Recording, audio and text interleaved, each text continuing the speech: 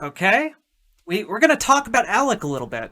Now, you might remember I brought up ALEC the other day as an organization that writes political bills for, politicians. Basically, they're a conglomerate of corporate interests who will literally write bills and send them to politicians, and then politicians will push them through their respective organizations. Um, and there have been instances where literally it will just, without any changes whatsoever, including like ALEC watermarks or ALEC preambles or something, will get introduced onto the floor and people will look very embarrassed and it will be a whole silly thing and then it will fade away again into obscurity. Well, we have a little educational video here today. So for those of you who don't know, Bill Moyers, very respected journalist for PBS, put together a little thing about ALEC. And I think that maybe it's worth watching to see, to learn a little bit about how corporations corrupt our political process.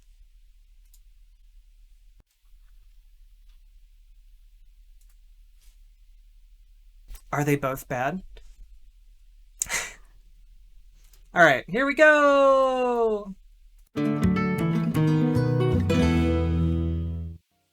Welcome to a story that's been unfolding for nearly 40 years. Man, he's he's old. Largely untold. And that's the way the central characters wanted it. They were smart and understood something very important, that they might more easily get what they wanted from state capitals than from Washington, D.C. So they started putting their money in places like Raleigh, North Carolina, Nashville, Tennessee, Phoenix, Arizona, and Madison, Wisconsin. That's because what happens in our state legislatures directly affects our taxes, schools, roads, the quality of our air and water, even our right to vote. Politicians and lobbyists at the core of this clever enterprise figured out how to pull it off in an organized, camouflage way, covering their tracks while they put one over on an unsuspecting public. This is the story of how and why it worked.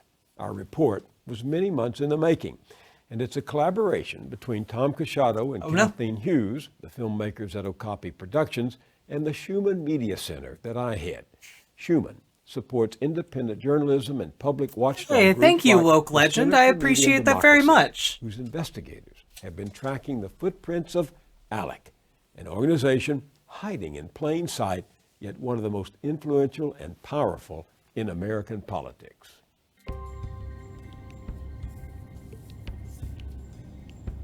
True, Archangel the Cub. Girl Dick does come from the heavens.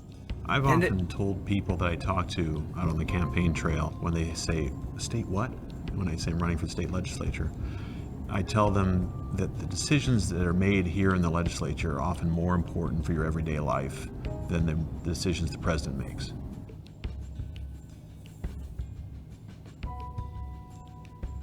If you really want to influence the politics of this country, you don't just give money to presidential campaigns. You don't just give money to congressional campaign committees. Smart players put their money in the states. ALEC has forged a unique partnership between state legislators and leaders from the corporate and business community. This partnership offers businessmen the extraordinary opportunity to apply their talents to solve our nation's problems and build on our This video is from Bill Moyers. He is a reputable journalist. He works at public broadcasting, like the PBS in the United States.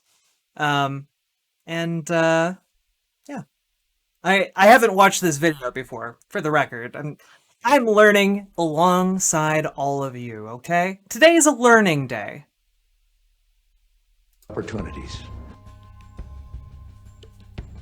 I was stunned at the notion that politicians and corporate representatives, corporate lobbyists were actually voting behind closed doors on these changes to the law before they were introduced in state houses across the country. ALEC has been, I think, a wonderful organization. Not only does it bring like-minded legislators together, but the private sector engagement and partnership in ALEC is really what I think makes it the organization that it is.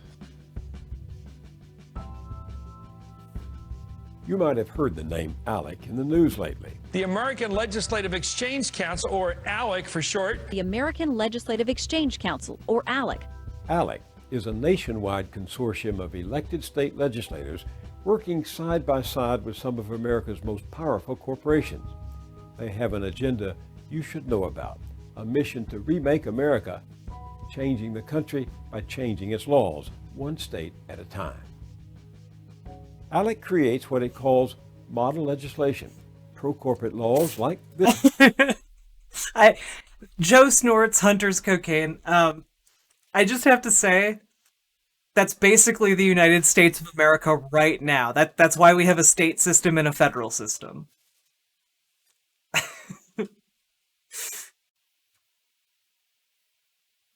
This one, that its members push in state houses across the country.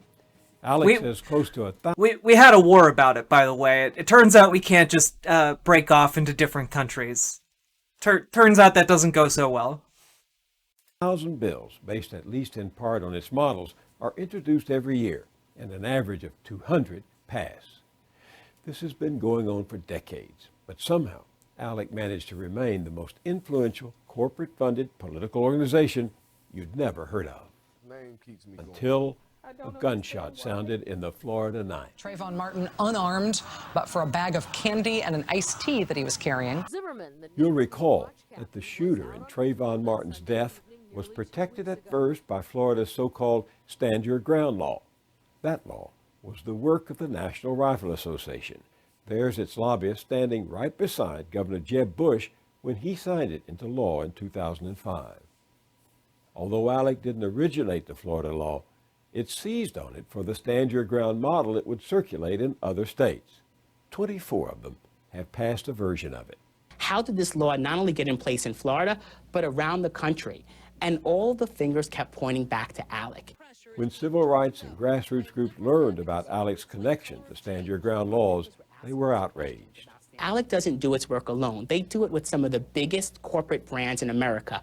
Before long, corporations were pulling out of ALEC, including Coca-Cola, Kraft Foods, McDonald's, Mars, Procter & Gamble, Johnson & Johnson.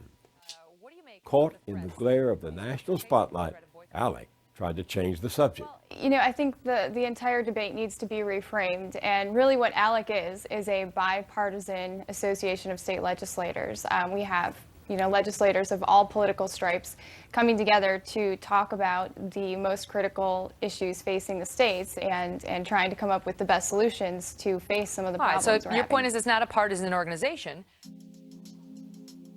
But ALEC is partisan, and then some. In the spring, I got a call from a person who said that all of the ALEC bills were available and was I interested in looking at them. And I said I was. Lisa Graves, a former Justice Department lawyer, runs the Center for Media and Democracy. That's a nonprofit investigative reporting group in Madison, Wisconsin. In 2011, by way of an ALEC insider, Graves got her hands on a virtual library of internal... No, I think that Fox interview was specifically trying to wash ALEC of culpability by painting it as a bipartisan organization that, you know, is really just full of concerned legislators, you know? They're just a pro-business group. Internal ALEC documents. She was amazed by its contents, a treasure trove of actual ALEC model bills. These are the bills that were provided by the whistleblower. That's just the index. There were more than 850 of them. 850 boilerplate laws that ALEC legislators could introduce as their own in any state in the union. Bills to change the law to make it harder for American citizens to vote. Those were ALEC bills. Bills to dramatically change the rights of Americans who are killed or injured by corporations. Those were ALEC bills. Bills to make it harder for unions to do their work were ALEC bills. Bills to basically block climate change agreements. Those were ALEC bills. When I looked at them, I was really... And basically, guys, this is why I wanted to talk about ALEC, because if you're a fan of like having, if you're a fan of having a planet, if you're a fan of being able to work together with your fellow coworkers for better pay or, basic rights. If you are a fan of, corporations not being able to literally shit in your lemonade and tell you it's delicious, ALEC is your enemy. ALEC is an enemy of you and your right to exist and live free and clear in a positive world, This is an organization that is against you having rights. This is an organization that literally, if it could, would advocate for enslaving you. So what they're doing is really insidious and something that we all need to be aware of. Now, granted, this documentary is pretty old. It's like 8 years old, but ALEC is still around as far as I know. There have been uproars about it in the past, but its general practices haven't changed all that much. The way it lobbies is still very much intact. And even if it is diminished to some extent, private companies still will carry on these exact same activities until we outlaw lobbying in general. We need to get money out of politics, guys. Because the only reason ALEC is able to operate is because we allow money in politics.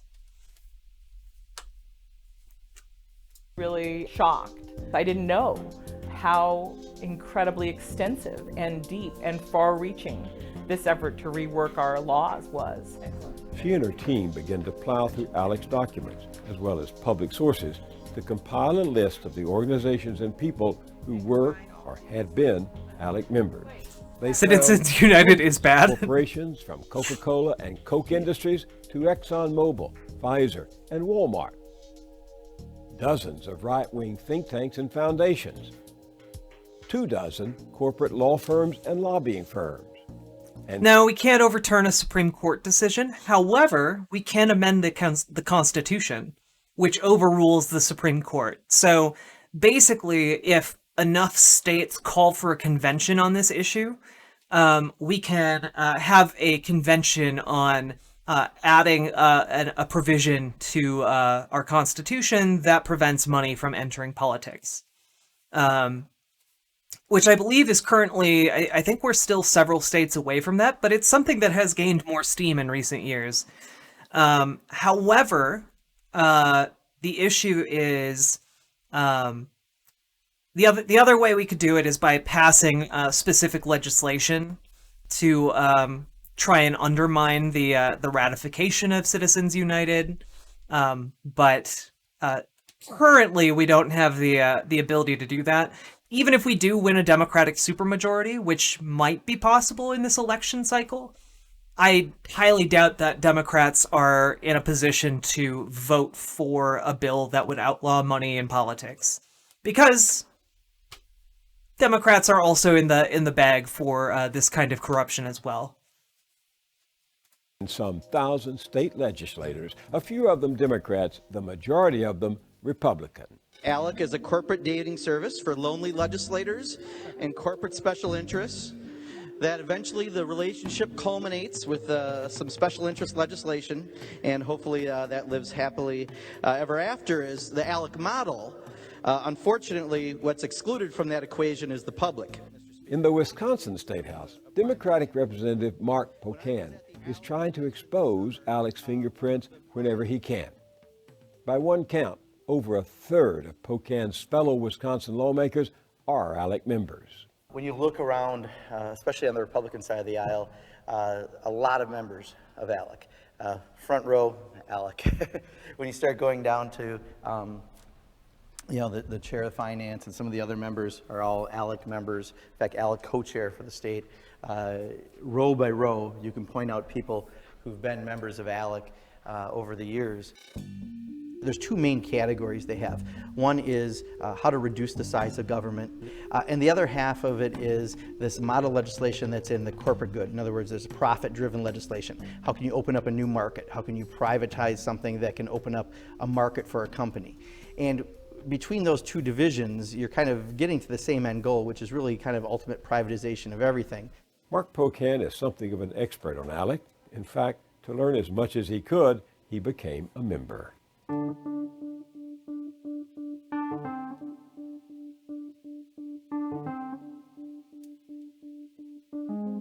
What I'd realized is if you join ALEC for a mere $100 as a legislator, you have the full access like any corporate member.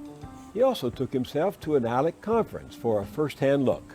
Hi, I'm State Representative Mark Pocan, and welcome to my video blog. I'm outside of the Marriott on Canal Street in New Orleans at the ALEC convention, the American Legislative Exchange Council. Yeah, seems pretty cool. cool. Watch the interaction of a room full of lobbyists. You know, free drinks, free cigars, wining, dining. Many people just came from a dinner that was sponsored by some special interest, coming to a party that's sponsored by a special interest, so they can continue to talk about special interest. This is from the New Orleans convention. This includes a number of seminars that they held for legislators, including one called Warming Up to Climate Change, the many benefits of increased atmospheric CO2. That 2011 ALEC conference, lo and behold, Super cool. was sponsored by BP, ExxonMobil, Chevron, and Shell, among others. Another of its events featured guns. This is the NRA-sponsored shooting event for legislators and for lobbyists. Free. There was even one offering free cigars. Sponsored by Reynolds American, which is one of the biggest tobacco companies in the world, and the Cigar Association of America. It sounds like lobbying. It looks like lobbying. It smells like lobbying. But ALEC says it's not lobbying. In fact, ALEC operates not as a lobby group, but as a nonprofit, a charity. In its filing with the IRS, ALEC says its mission is education, which means it pays no taxes and its corporate members get a tax write-off. It's educational, guys. It's educational. It's not lobbying. It's educational. They're just educating legislators.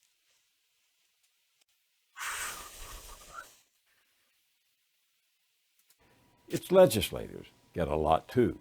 In Wisconsin, I can't take anything of value from a lobbyist. I can't take a cup of coffee from a lobbyist. At ALEC, it's just the opposite. You know, you get there and you're being wined and dined by corporate interests. I can go down there and be wined and dined for days in order to hear about their special legislation. I mean, the head of Shell Oil flew in on his private jet to come to this conference. The head of one of the largest utility companies in the country was there on a panel, a utility company in 13 states, and here he is presenting to legislators. I mean, they clearly brought in some of the biggest corporate names in special interestdom and had them meeting with legislators because a lot of business transpires at these events. The most important business happens. I wouldn't say that ALEC is dumb because it was formed in 1975 and it's still going.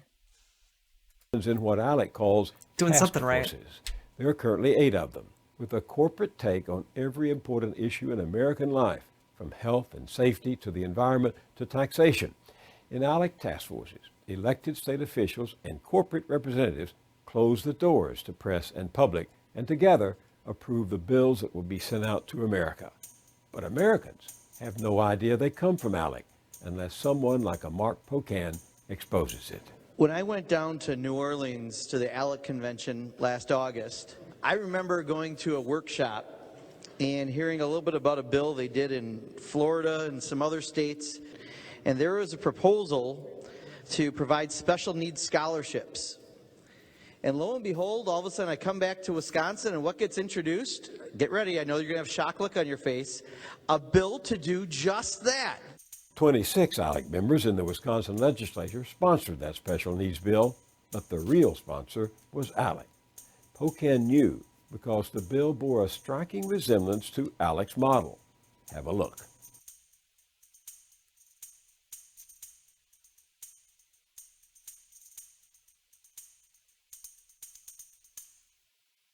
But Pocan isn't only concerned that ALEC sneaks bills into the state legislature. The intent behind the bills troubles him too. No, I didn't see the Netflix series on the but when you start to read Republican about why they're cults. doing it, you know there's a What's it far called? different reason why something's coming forward, and that's important. If the average person knew that a bill like this came from some group like ALEC, you look at the bill very differently, and you might look at that legislator a little differently about why they introduced it. This is not about education. This is not about helping kids with special needs. This is about privatization. This is about corporate profits. And this is about dismantling public education. I'll check it out. The bill passed in the Wisconsin House, but failed to make it through the Senate. However, in its education report card, ALEC boasts that similar bills have passed in Oklahoma, Louisiana, North Carolina, and Ohio. ALEC's education agenda includes online schooling as well. Take a careful look, and you'll find the profit motive there, too. What you see is corporations that have a direct benefit, whose bottom line directly benefits from these bills, voting on these bills in the ALEC task force. And so corporations like Connections Academy, corporations like K-12, they have a direct financial interest in advancing this agenda. Those corporations, Connections Academy and K-12, which specialize in online education, can profit handsomely from laws that direct taxpayer money toward businesses like theirs. In 2011, both sat on ALEC's education task force. But the two companies didn't just approve the model bill, they helped craft it. The proof is in one of ALEC's own documents. And there's more to the story. Thank you, Mr. Speaker. House Bill 1030 has to do with the establishment of virtual public schools. Last year, an online schooling bill based on the ALEC model turned up in another state where ALEC has a powerful influence, Tennessee. It was introduced in both the state Senate and House by ALEC members. The bill passed, making private corporations eligible for public money for online education. Then, within weeks, the K-12 corporation got what amounted to a no-bid contract to provide online education to any Tennessee student from kindergarten through the 8th grade. So, let's review. The ALEC member corporations helped craft the bill. ALEC legislators introduce it and vote on it, and now there's a state law on the books that enables one of those corporations to get state money. Game, set, match. But remember, this story isn't about one company in the education industry and one law in Tennessee. It's about hundreds of corporations in most every industry, influencing lawmakers in state after state using ALEC as a front. Here's another example. The American Bail Coalition, which represents the bail bond industry, pulls no punches about writing ALEC's model bills itself. In a newsletter a few years back, the coalition boasted that it had written 12 ALEC model bills fortifying the commercial bail industry. Here's Jerry Watson, senior legal counsel for the coalition, speaking at an ALEC meeting in 2007. He has a law to offer. There is a model bill for you to review if you might be interested in introducing such a measure. He'll even help legislators amend it. Now, if you don't like the precise language of these suggested documents, can they be tweaked by your legislative council? Well, absolutely. And will we work with them on that and work with you and your staff on that? Absolutely. All the lawmakers have to do is ring him up. There is a phone number there shit. for our executive offices in Washington, D.C. We're prepared to help you and your staff and support this legislation in any way that we can. And guess what? There's gold at the end of the rainbow. But I'm not so crazy as not to know that you've already figured out that if I can talk you into doing this bill, my clients are going to make some money on the bond premiums. And corporate interest conflated with the public interest. Wow. If we can help you save crime victims in your legislative district and generate positive revenue for your state and help solve your prison overcrowding problem, you don't mind me making $1. ALEC members are seldom as upfront as the American Bail Coalition. In fact, ordinarily ALEC's hand is very hard to see at all. Wow. But if you know where to look, you'll often find ALEC hiding in plain sight. ALEC has, in addition to its regular vacation resort trips, it also has special, what it calls boot camps on particular substantive issues. In March 2011, ALEC held one of those boot camps for legislators at the North Carolina Capitol in Raleigh. The subject was so-called tort reform, how to keep the average Joe from successfully suing a corporation for damages. This is making me so mad, guys. State representatives I'm so mad right now.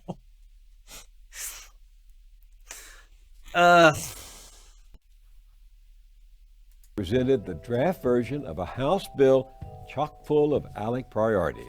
It would, among other things, limit corporate product liability in North Carolina.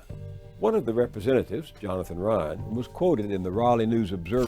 Yeah, the corruption, like, I don't know, it's so weird to me that it's taken for granted in this country. Like, you would think conservatives, you would think liberals could all get on board with this being bad, but, like, conservatives will be like, yes, Daddy ALEC, yes. And a lot of liberals will just be like, well, that's the way it is, can't do anything about it, I guess. And, like, we just give up about it, I guess, in this country, but it's so weird to me. Like, this issue of, like, companies dictating legislation, like, directly to lawmakers. Like, we just saw it. He just is up on stage, he's like, well, you know, you could use this model legislation, but you could, of course, work with us to tweak it if necessary. And, by the way, if I alleviate your prison problems, you don't mind me making $1, do ya? It's like, oh, I'm just a simple country lawyer who's working on making a 10-figure salary, don't you know, dear? saying of ALEC, I really don't know much about them. That's odd, because Ryan had been listed as a featured speaker at the ALEC Tort Reform Boot Camp. The paper also reported that Ryan said the bill wasn't copied from ALEC model legislation. That too is odd, given how the sections covering product liability could have passed as twins.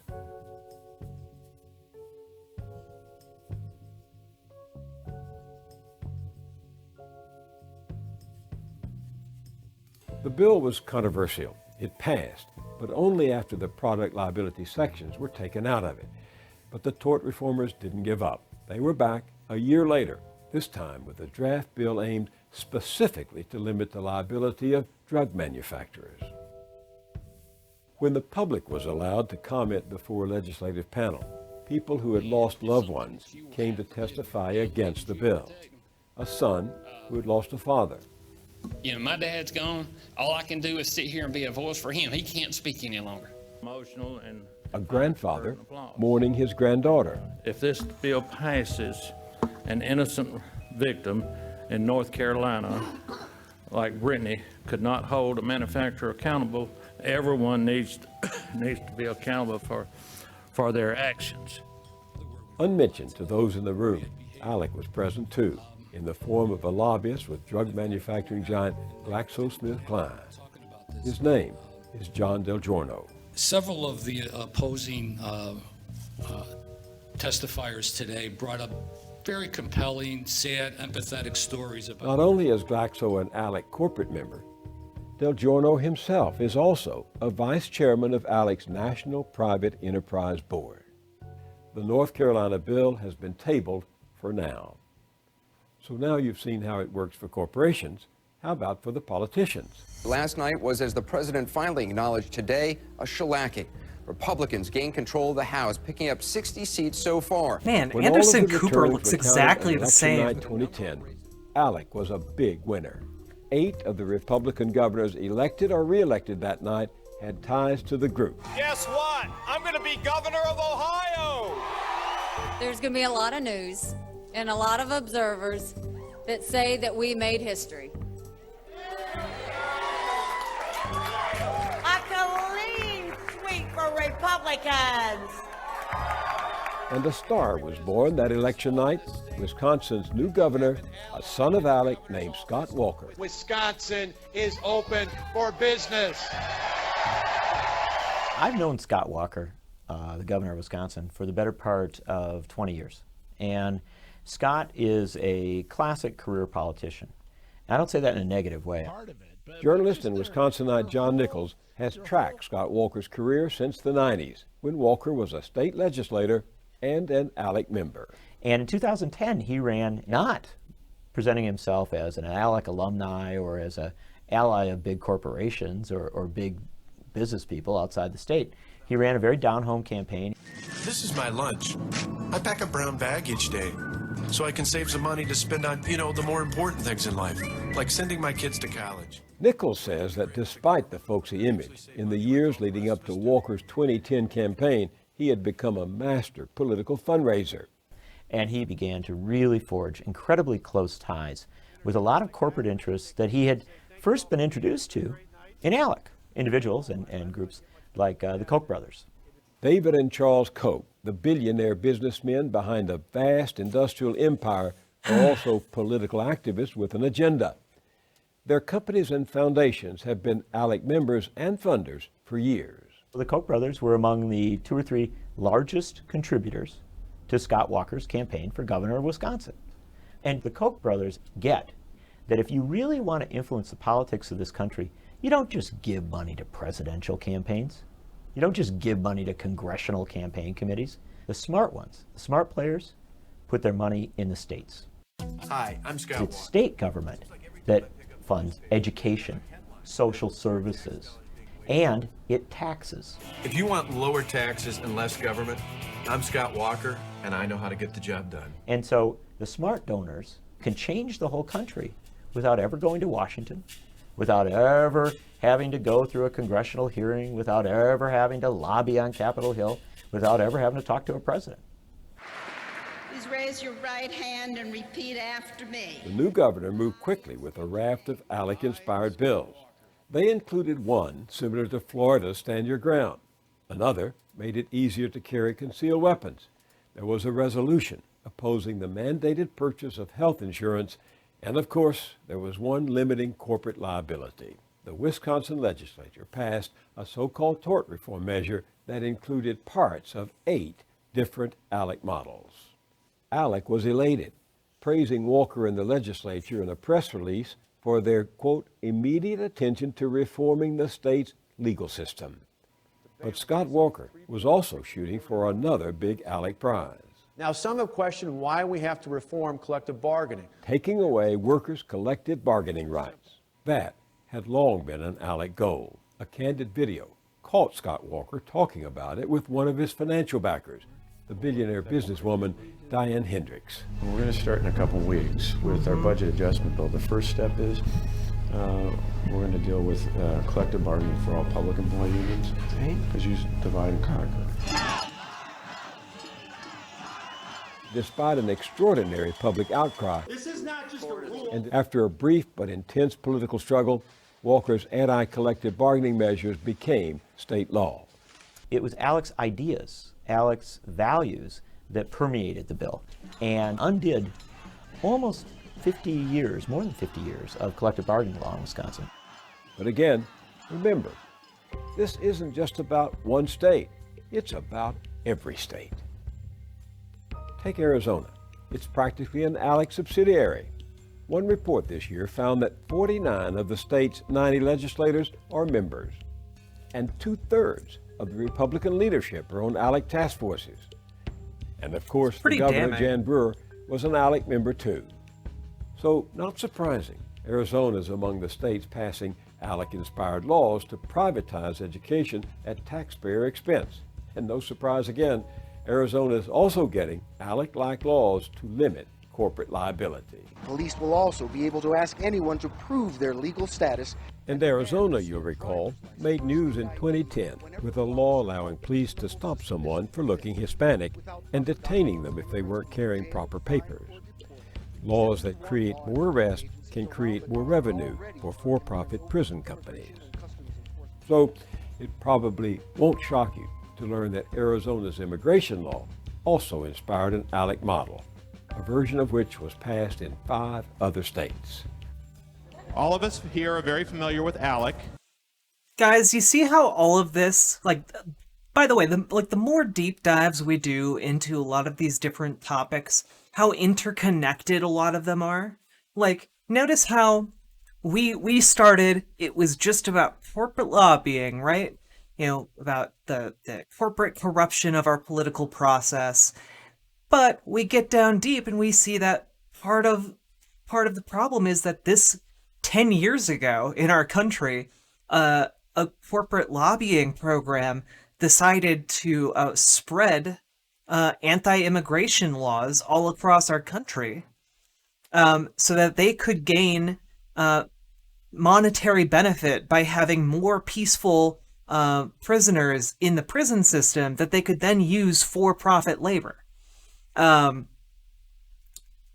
how that has since spiraled in like the 10 years since, to now we're at a point where we're literally having like these concentration camps, and we have just a project to build a border wall, and like spending hundreds of millions of dollars to like have patrols going along the wall, and like wasting so much money, but we're wasting it all so that we can round up more people to make more money for these private companies.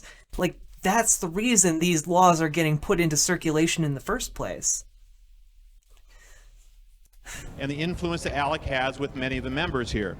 ALEC's nomination of Arizona. And then it gets further indoctrinated into people on the ground floor. So we have like just individual chuds in chat who come in and talk about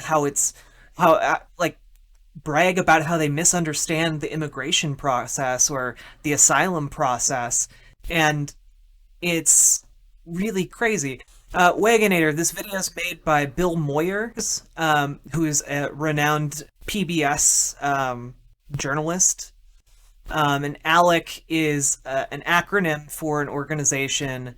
I think it stands for American Legislative Executive Council or something like that. And basically it's a group of companies that have come together, and they've come together to effectively lobby the Florida. You can do that over on my OnlyFans. But basically ALEC gets together and writes legislation for legislators, and then those legislators who are members of ALEC go back to their states and try and pass it into law. And, the ALEC obviously benefits from it, and also, wines and dines a lot of these legislators, and otherwise gives them various benefits. Yeah, the prison labor system made the fires this year worse. True. Arizona proved too much for State Representative Steve Farley. I just want to emphasize, it's fine for corporations to be involved in this process. Corporations have the right to present their arguments, but they don't have the right to do it secretly. They don't have the right to lobby people and not register as lobbyists. They don't have the right to take people away on trips, convince them of them, send them back here, and then nobody's seen what's really going on and how that legislator has gotten that idea and where is it coming from. Farley has introduced a bill to force legislators to disclose their... Oh, 100% Wagonator. It's a problem for both Democrats and Republicans. However, part of the problem with ALEC is that while there are some Democrats involved, ALEC tends to lean overwhelmingly on the Republican side of things. ALEC ties, just as the law already requires them to do with any lobbyist. All I'm asking in the ALEC Accountability Act is to make sure that all of those expenses are reported as if they are lobbying expenses, and all those gifts that legislators received are reported as if they're receiving the gifts from lobbyists. So the public can find out and make up their own minds about who's influencing what. Steve Farley's bill has gone nowhere. ALEC, on the other hand, is still everywhere, still hiding in plain sight. Watch for it, coming soon to a state house near you. Man, they're really proud of this shot. They've used it a lot. In reporting this story, we wanted to talk to ALEC and some of its legislative members, as well as to some of its former corporate members. Our requests were either turned down or went unanswered. At one point, we were told that the chairman of ALEC had agreed to an interview. We pursued it, but never received a response. Meanwhile, ALEC continues to make news. You've heard about all those bills passed in state after state by Republican legislatures to prevent people from voting unless they can produce a government-issued photo ID. Many of those voter ID laws are based in part on, you guessed it, an ALEC model bill. See how all of this is connected, guys? Like, this corporate lobbying company has incentives to get less people to vote, so they put together voter ID legislation that then gets circulated all across the country, and it suddenly becomes a national talking point about voter ID laws and disenfranchisement. Yeah. Why should our politicians be getting their voting or their legislative points from a council of companies? Why should this be a private company issue? I think you should ask yourself that next time you're defending voter ID laws, you know? As you saw in our report, such groups as Color of Change have questioned whether ALEC is an organization with which businesses want to be associated. So far, about 40 corporations have decided their answer is no thanks and pulled out of ALEC. Still, many companies remain ALEC members, and ALEC continues to strengthen its ties to conservatives. Earlier this month, ALEC held a high-level, closed-door meeting with congressional conservatives in the nation's capital. The watchdog group Common Cause has filed a complaint asking the IRS to end ALEC's tax-exempt status and force it to register instead as a high-powered lobby. Many legislators would then have to tell their constituents what they've mostly been able to hide up until now, that via ALEC, they've been wined and dined by high-powered corporate lobbyists who took a hand in shaping laws in the state where you live. Here's an example of what's at stake. The American Chemistry Council, that's the trade group for the chemical industry, has used ALEC to press for changes in health and safety rules on toxic chemicals. Earlier this year, the council poured nearly $650,000 into supporting Wisconsin Republican Tommy Thompson's bid for the U.S. Senate this November. The American Chemistry Council is responsible for the content of this advertising. By now, it won't surprise you to learn that Wisconsin's former governor has been a friend of ALEC going all the way back to his days as a state legislator, when he himself was an ALEC member. Take a listen to a speech Thompson made at an ALEC conference in 2002. Myself, I always loved to go to these meetings because I always found new ideas. And then I'd take them back to Wisconsin, disguise them a little bit, and declare that it's mine. Ah, yes. Tommy Thompson and so many others. Finally, ALEC meet Alice. That's right, ALEC now has some competition. Inspired by Professor Joel Rogers, the Wisconsin champion of open democracy, Alice is a transparent, non-corporate, out in the open, web-based library of model laws on a range of public interest issues. Alice doesn't have corporate or billionaire backers. The work is done by volunteers. So in the constant struggle for democracy, it's still David versus Goliath. But as you'll remember from that ancient story, the giant doesn't always win. That was very interesting. I feel like I learned a lot. And hopefully we had some laughs along the way.